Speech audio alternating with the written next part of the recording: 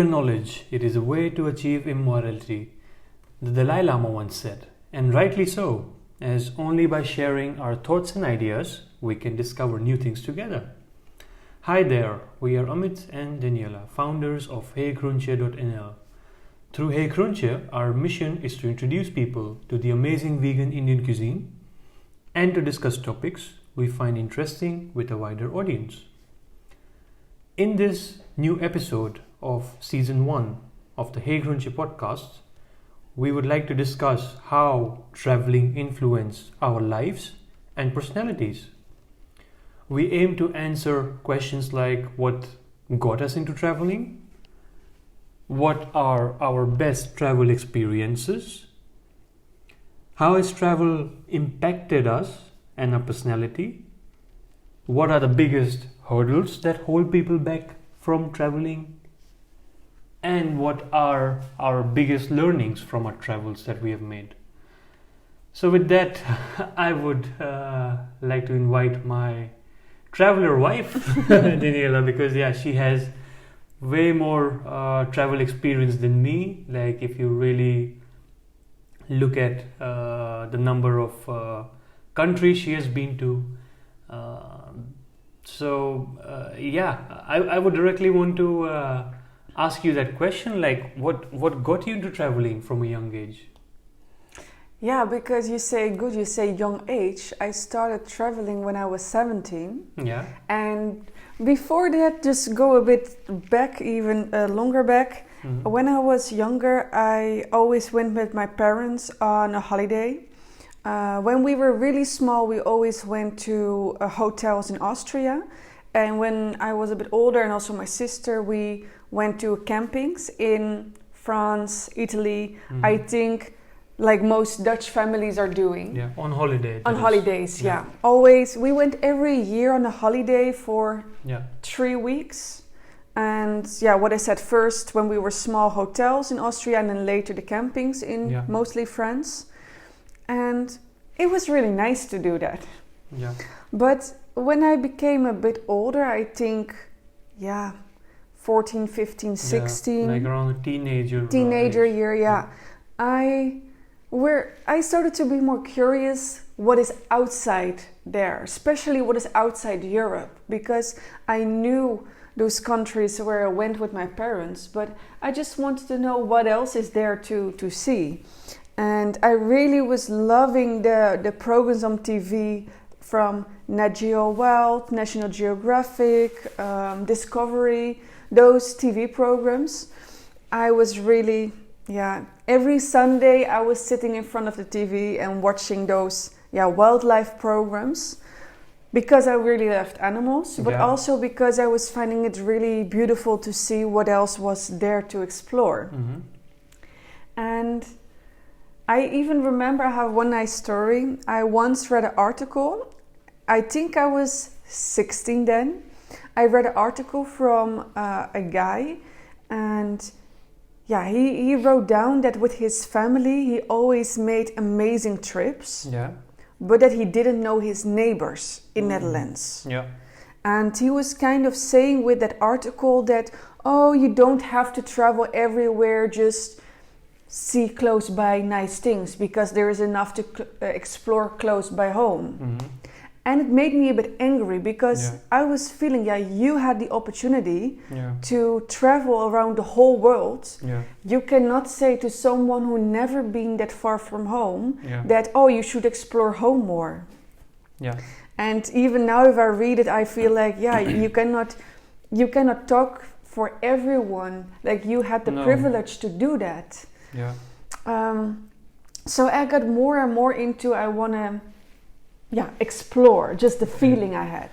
Yeah, so if I have it right, it really started through what you consumed on TV, like through National Geographic, Discovery. You got to know that there is more than just flat landscape what is there in Netherlands, and also pretty much whole of Europe, how it is, like it's pretty things are similar. Right. Yeah, the people are similar, the landscapes are quite similar. Yeah. So My parents told me that if I turned 18, I could go on a holiday by myself. My sister had the same choice. My sister is 3 years older. And also for her, when she turned 18, she could go on her own travel. Yeah.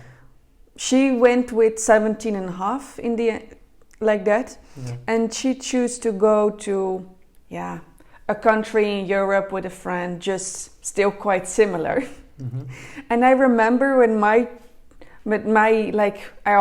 almost turned 18. Yeah. It came closer and closer, and I was like, what do I want to go? Where do I would like to go? Yeah. I don't want to go to Spain or France again. I just want to go somewhere else. And when I was 16, I got in contact with a girl, and she did volunteering work in Africa. And I felt directly, this is it. It felt really amazing that I could do something for someone else. I could go on a trip far away from home, but still had people who were looking after me, because it was like with the whole group. Yeah. So I was 16 or 16 and a half, something like 16. And I went to my mom and I put the laptop under her face and said, can I do this when I turn almost 18? Yeah. And for my parents, it was quite difficult because... Yeah, I can imagine. Yeah.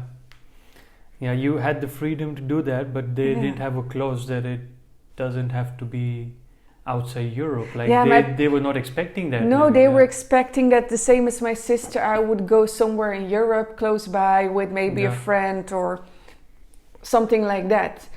So it was... My mom was more enthusiastic about it than my father in the beginning. But I started working then, because that trip was quite expensive. So I started to work, and with that money I could go to Africa.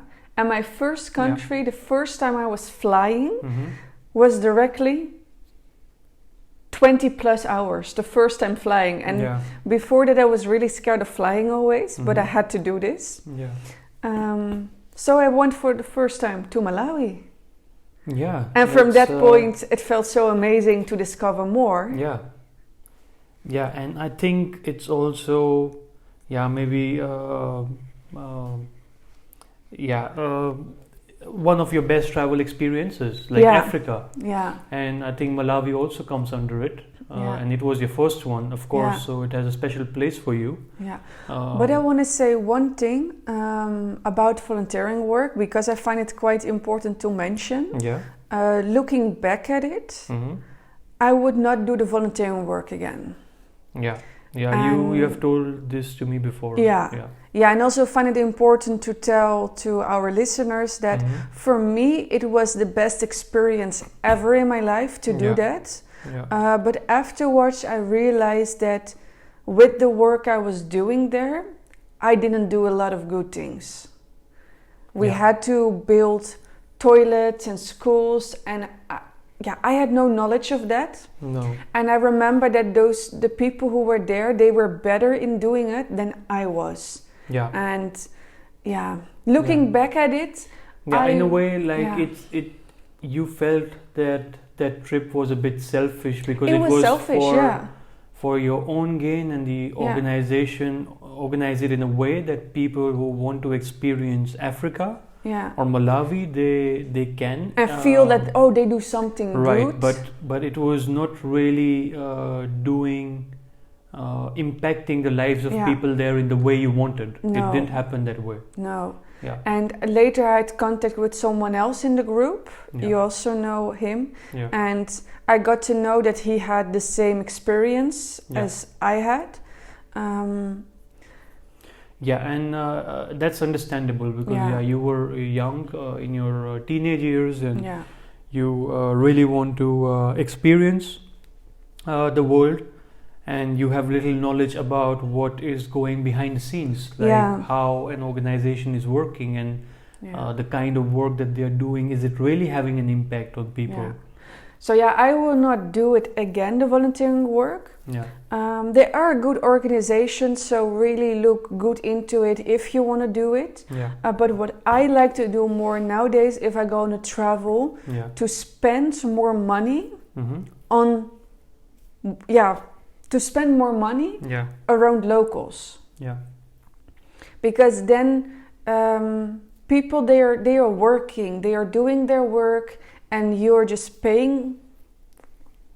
Yeah, I think you're paying more than you should do, but that is okay, because those people they are starting to have a business. Yeah. And I feel it's better to support that than build houses that other people can build better than you. Yeah. Yeah. So that's from my side. I really wanted to say this. Yeah. You know, I can talk for hours about traveling, Yeah. but for you it started differently.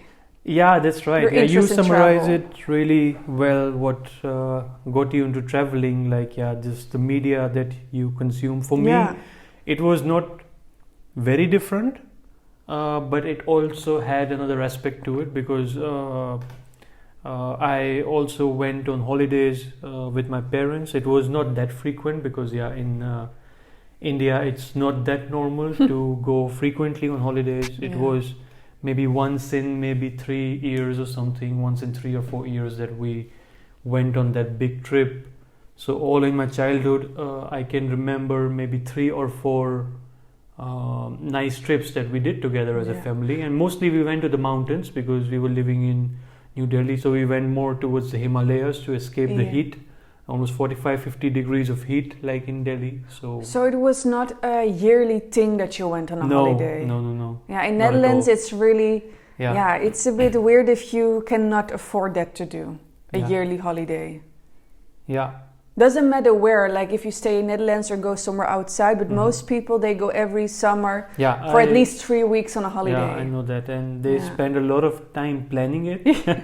And they already know in January where they are going in July. Yeah, that's right. And it's also a bit sad, but also nice at the moment, because it's like they are looking forward to those 6 weeks or 4 weeks off in the whole year, more than working 50 plus weeks, around 50 weeks like that people have to work. So they work 11 months looking in anticipation to the 1 month that they will get free. Yeah, and of course it's not for everyone, but for quite some people it's that way. That's quite sad. In India, it's a bit different. Like it's a boon. Like if people can get a month off every year, I think they will be overjoyed with that. So they get even less than that, and they are not.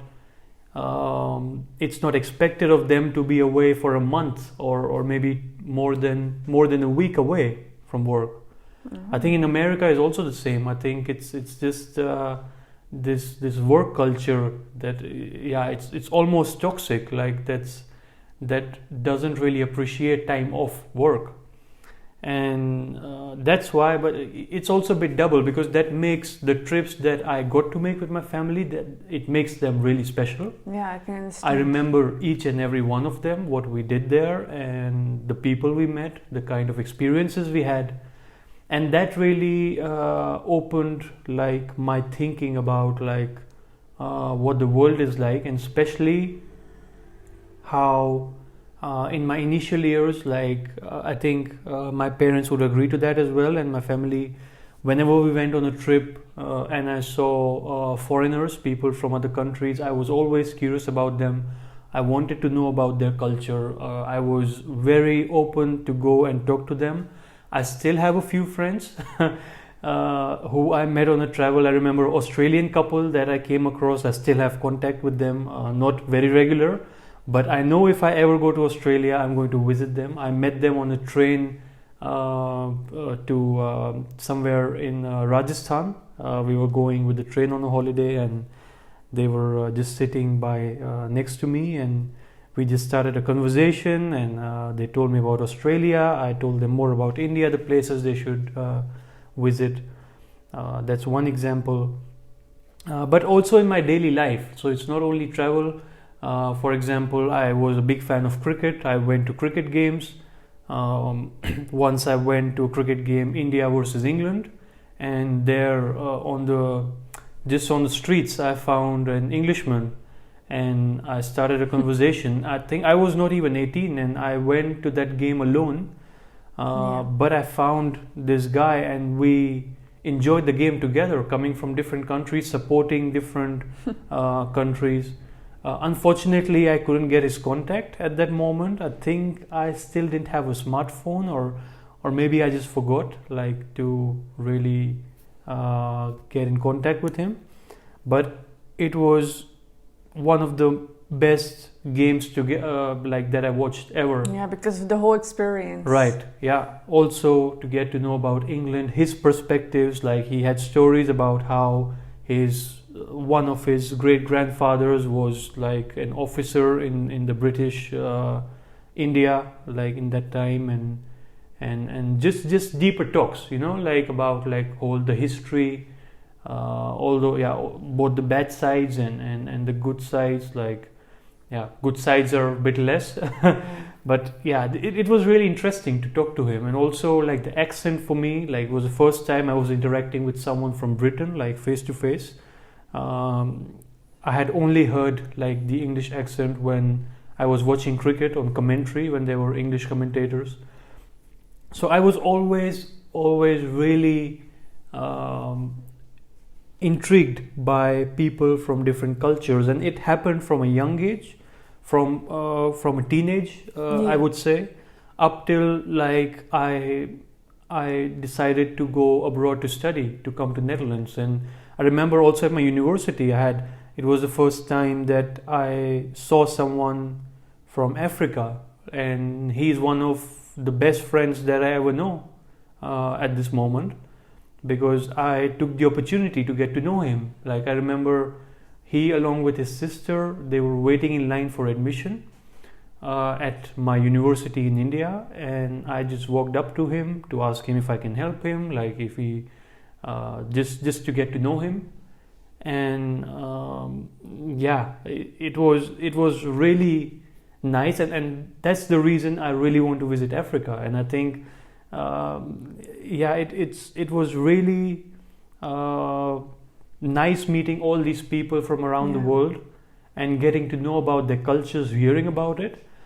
But at the moment I finished my university, I realized, okay, now I have heard enough. I have to see it for myself. Now you really want to go. Yeah, because before you were done studying, you never traveled outside India. Yeah, that's right. Yeah, not even within India. Like India is so big. Like I think like if there is a young person from India listening to this podcast, one thing that I really regret like about my like early adulthood, like around when I was 18, is that I didn't like go on a solo trip around India to get to know my own country better. Yeah. I still want to do that, maybe with you, like in the future. But it would have been nice if I did it like before. Because there is so much diversity and culture in India itself. It makes sense to first witness that. Yeah, I also remember once I asked your mom, like, oh, where would you like to travel to in your life? Yeah. And she said, I just want to see more of India. Yeah. And from my Dutch perspective, I would never say I want to see more of the Netherlands. Yeah. But that is because the Netherlands is so small and all the provinces are quite similar. Yeah. But from her perspective, and what you're saying now, I understand completely that you want to explore more of India because it's so diverse. Yeah. It's called the subcontinent. Yeah. There's so much to see. Yeah, and there's so much diversity, so many differences. You go a few, maybe 100 kilometers, the accent, the language changes. There are more than 100 languages in India, and there are thousands of dialects. I visited a few parts, mostly in the north, and I still remember the first time I went to the south. I felt like that I'm from another country. Like people were almost staring at us, and I got the same experience you got in North India when you first came here. I felt, oh, I'm in India, but I am different. Yeah. I'm different here. Like it's so funny for in the same country that you can I have was that in the feeling. south, and I remember, like, of course, in the north, in general, people have lighter skin tone. You can really see the features that people have, that they come more from the north. Yeah. There are, of course, exceptions, because in the south there are also people of lighter color. but in general, like how people look there is very different than people from the north, and people can recognize that. And also how you speak, like it's because it's a different language also. You're different, and I felt it. Like I remember we were sitting in a palace. We went to visit like old palace there, and there were like all kinds of visitors there, and they had a show in the evening, and people were really kind of staring at us like as if we come from, I don't know, another continent. And it was quite interesting, and in the end I got used to it, and I figured out later that most of those people don't speak English. Most of the common people in the north don't speak English. They have another language. We have different kind of languages. There was no way of communicating with them. Like we had a driver who was also he was speaking a little bit of English, so we could really get around, and he was bringing us around to places. But just the whole, the manners, the culture, it was so different, and I would like to do that. And I thought, like, if in India there's such a difference, then just imagine if I go outside, like what awaits me. And I also found it as a nice opportunity to learn and grow further in life, and that's why I chose for a master's degree in the Netherlands in economics. And I'm really happy that I did that. That really taught me a lot of life lessons. Like it just helped me grow as a person. Like just studying abroad, being here. But I want to have the good of many different worlds. So I think the traveling, like I would like to do that more often. And I'm really happy that we share the same feeling about it. So that's a little bit about my story, and that brings me to the question, like, it's a really difficult one. What are your best travel experiences? Because I think every travel is special, but for you it's a bit difficult, but do you have maybe one or two that really stand out? I went on quite some travels, long ones, short ones. Let I say one thing, that I really love traveling with you. But I also told you before, I'm also happy that I experienced it once by myself. But come on, like the travels that we have done together are mostly in Europe, and India also small. I think there's so much in store for us to do more. So it's not a fair comparison to the travels that you did by yourself. Also true. But more, I mean that I can just that I did a travel by myself, more travels, but that I did that alone really learned me a lot of lessons. And mostly in Africa. Because can you name the countries that you visited for our listeners? Because the first travel then I did was Malawi. That was at 17? That was at 17. After that, when I was 18, I went on a trip through Europe.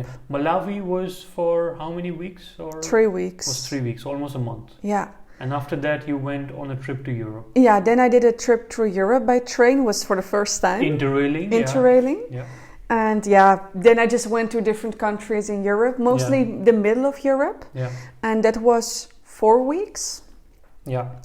And then I was done with school, and I really wanted to go back to Africa. But now just by myself.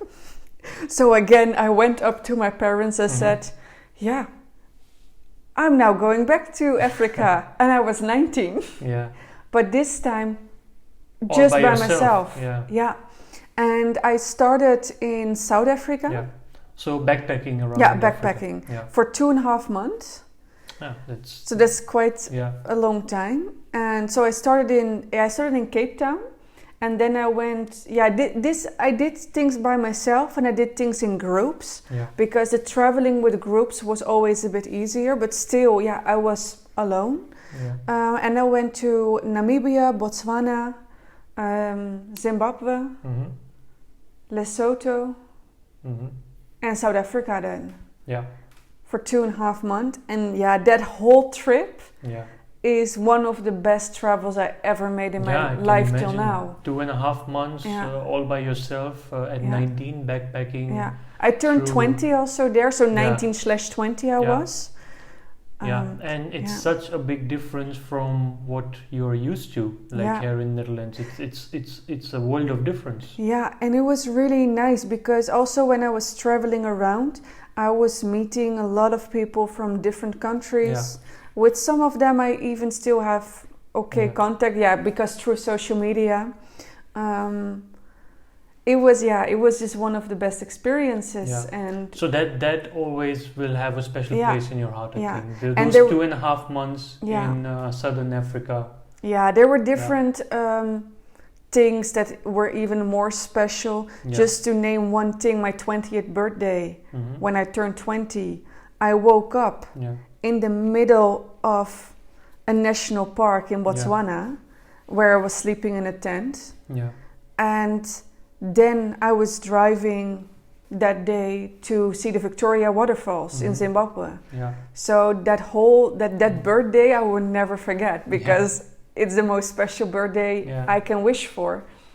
So that was a really nice experience. And yeah, after that I'm wrong. Mhm. Before I went to South Africa, I Mhm. first went on another interrail trip. So I Yeah. did 2 interrail trips through Europe. Yeah.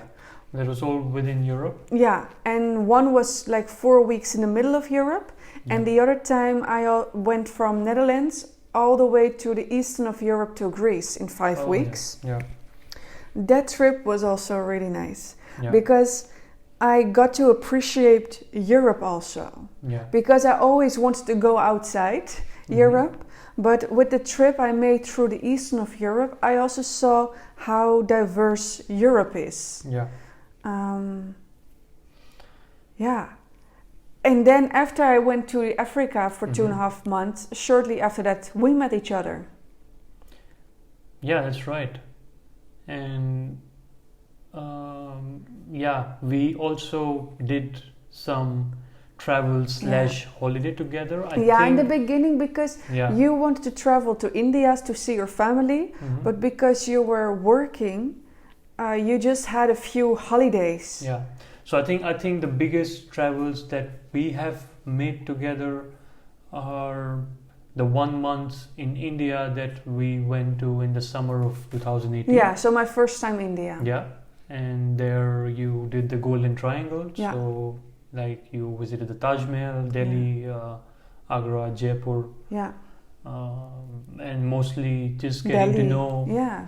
the country, the culture by Yeah, and your being with my family. parents. Yeah. For a month, and then we went.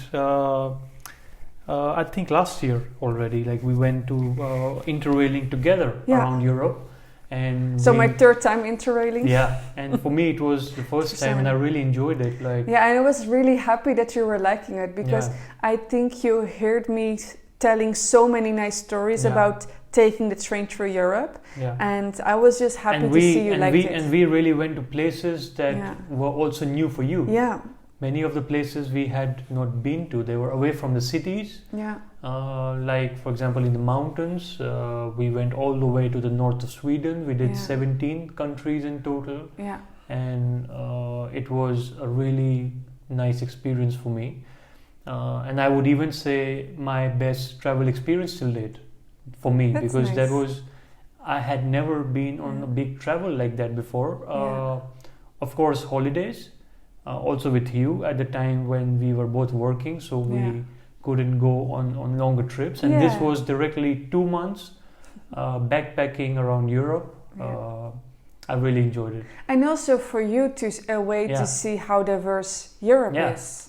Yeah, and for our listeners, I think at the time that this podcast comes online, we are on our second interrail trip again, together. 2 months around Europe. Yeah. And this time seeing new places, new adventures. We just will keep an not- eye like on us, like just if you follow our Instagram, you know You'll that we are see- traveling at the moment. you'll see some updates coming by, and I think it will also be a memorable trip for me. Yeah, and this time we will be mostly in like Switzerland, Austria, to the mountains. But still we doing the interrail again.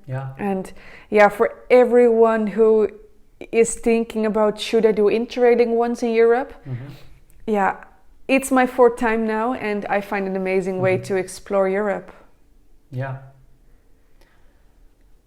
But we are really enthusiastic about traveling.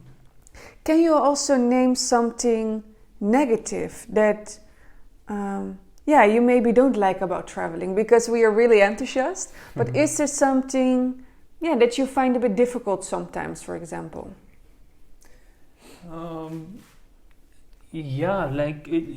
Like for me, I was always used to following the norms. So how people have there are certain norms in society that you finish high school, then you finish university by this age, then you have a job. And especially in India, it's even more strict, that there's a lot of pressure, especially like if people miss a year here and there, it's a big thing, or a few months. Like you really have to go with the flow, and then you start a family, you buy your house, you have a car, you have a pet.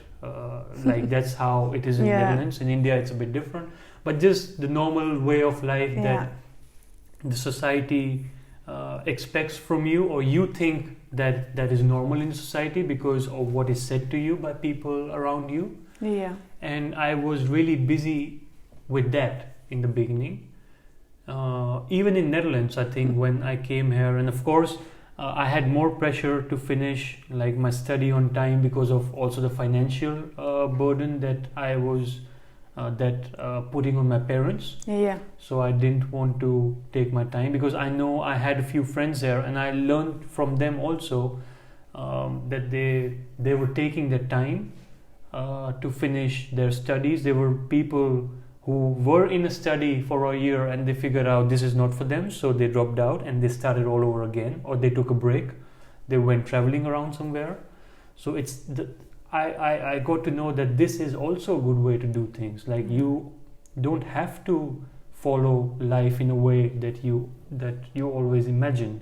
So I think I would not say a negative, but I think it was more that I was more scared to go on big travels by myself, and that is something that I would advise any young person to do at a young age, to not think that you're missing out on life, because that's exactly something that is going to have a big impact on what kind of person or personality you're going to have as you grow up. Like the travels that you have made, like it really opens you as a person.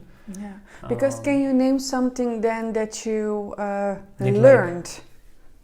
No, that you saying you really learned things, but what is something specific then that you learned? I learned how different cultures can be, how different people can be around the world. I think just coming to a university in Netherlands where there were like people from so many different nationalities, and to hear the stories from them, it is already like it really makes you live that in real life. And when I really do, like I had some Italian friends, for example, and then I went on a student trip to Italy, and there I met people just on the street, random people I had conversations with who it was the first time in Italy, actually in Europe, that someone walked to me and my friend and they said that they want a picture with me. I think because it was a smaller town in Italy and they had not seen like Indian people. And we directly had a conversation like about things, and just the contact, and to see how different and similar at the same time people are around the world. Like people are people in the end, and how they behave. There are a lot of similarities around the world, but there are also minor and some major differences in how they go about life and how they perceive it. Even within Europe, there's a big difference. I see in Western Europe, for example, there is more like the work culture is really prominent. Yeah, more like, North Netherlands. Yeah, the North, Yeah. Western Europe. If you go more south or east, it's already different. Like Yeah. I think people are more relaxed. People are, taking more time. Right. But that's also because of the heat. It's warmer Yeah. there, so people take more time. Yeah, I people are think. more open because Yeah. I remember like the trips that I've made in the south of Europe. It's easier to approach people. It's easier to have conversations with them randomly without the fear that they are running late for another meeting, for example. Life is less planned. Yeah. So you learn all these kind of things. Like I'm not saying that one thing is better than the other, but if you see that on the whole, it really makes you a better person. It just brings a new perspective on life. Yeah, I agree to that. And yeah. I even also, for myself, I also learned other things. Because before I started to travel, I didn't speak English at all. Yeah. Still, it's not perfect, but it's not my mother tongue. Yeah. So still, it's not perfect. But before I started traveling, I didn't speak it at all. So that is also something I'm really happy with. Yeah. Yeah, and I think still I want to learn more languages. For some people, I already speak many languages and they say that to me, but I think it's still not enough. Like if I am luckily like really intrigued by languages and I want to learn them. Yeah. Currently, like I speak Hindi, of course. It's my mother tongue.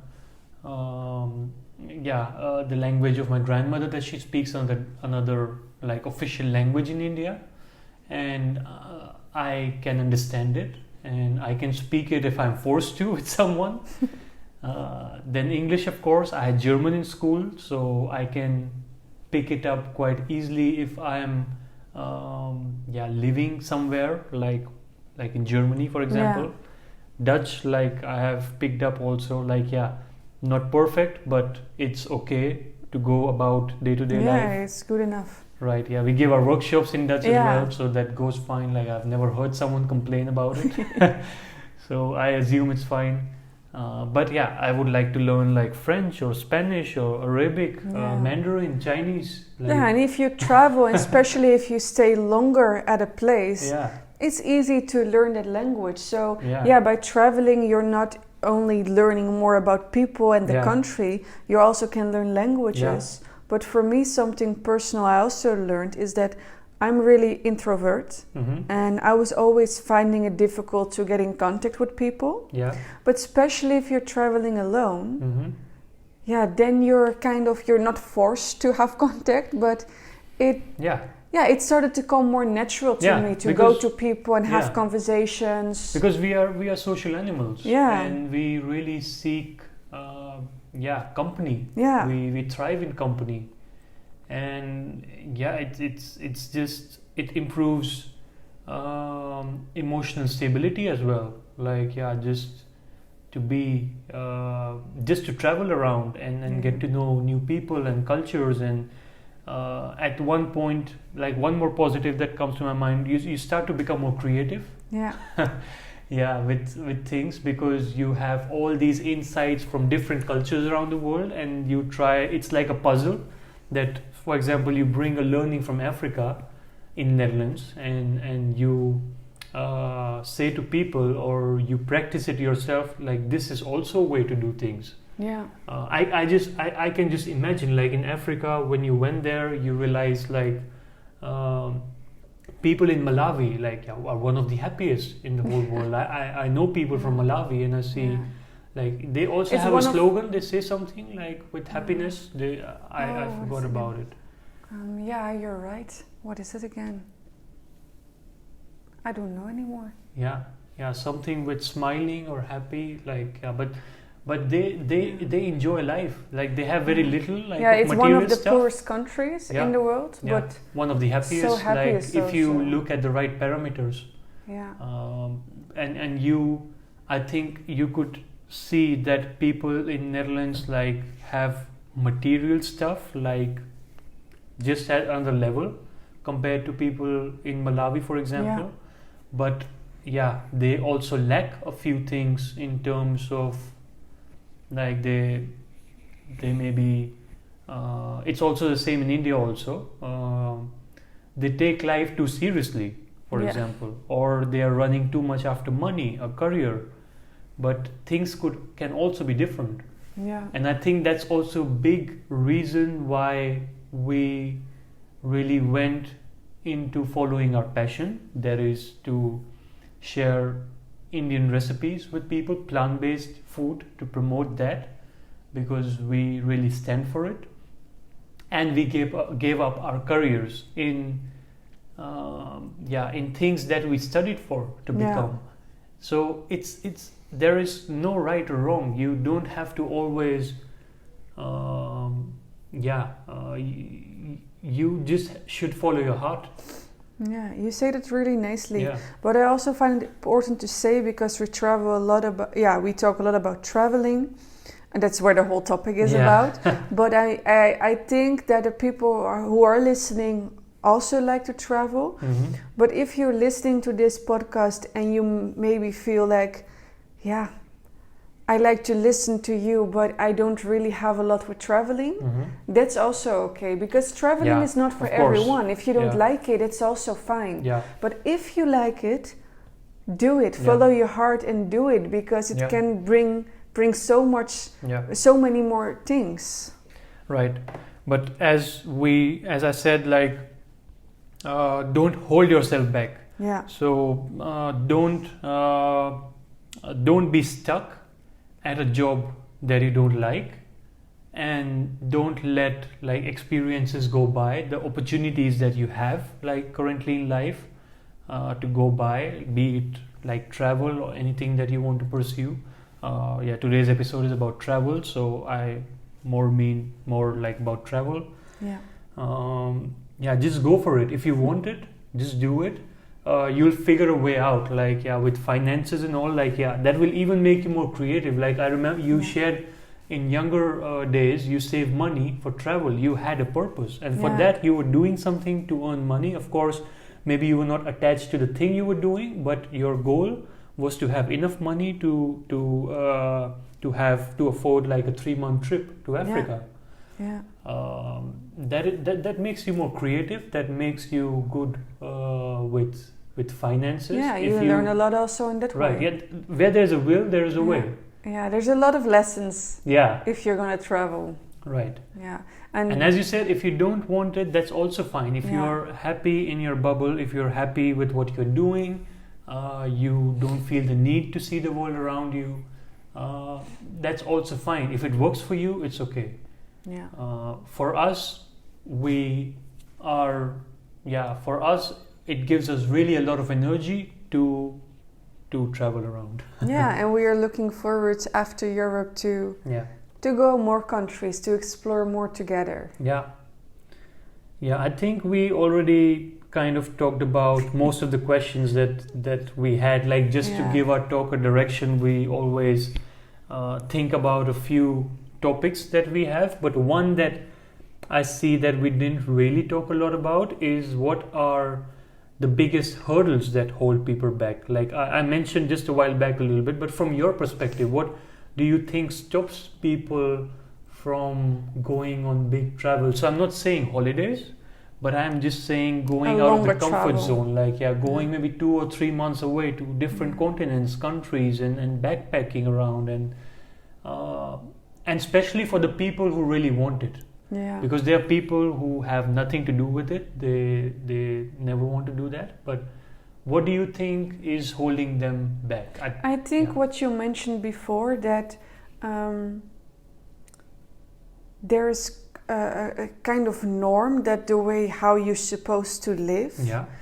And I think for quite some people it's difficult to step away from the norm. That they feel like this is how it should be, this is how my life should be, so I cannot do that. Was it difficult for you as well? No. In the beginning? No. Not at all. Because you started at a young age.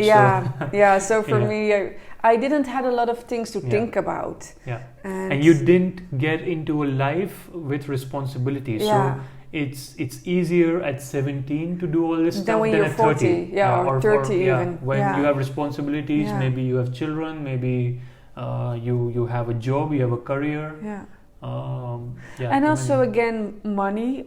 We also mentioned that shortly that travel is expensive, but you can also make it as expensive how you want, or as budget as you can. Like you can also have a budget trip. But still, it's something for people who are privileged, right? Because we can travel, but for some people, it might be difficult to do because they just don't have the finance to do it.